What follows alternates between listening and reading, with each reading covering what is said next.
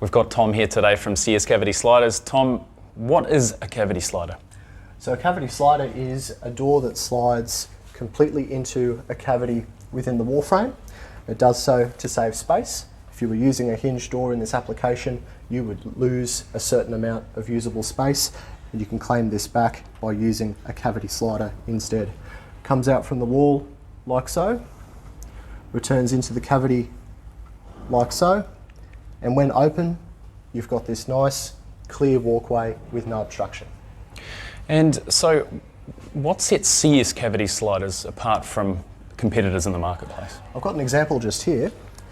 The difference between our cavity sliders and others you might find in the marketplace is this full aluminium frame. Yes. It's tougher, it's more versatile and more heavy duty than the ones you see on the market that are made completely out of timber at all four corners.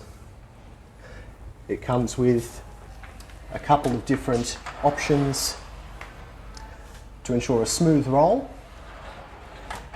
and that neat soft close feature. Beautiful. If you're building or renovating, come down to the Build and Design Centre and see CS Cavity Sliders today for your project.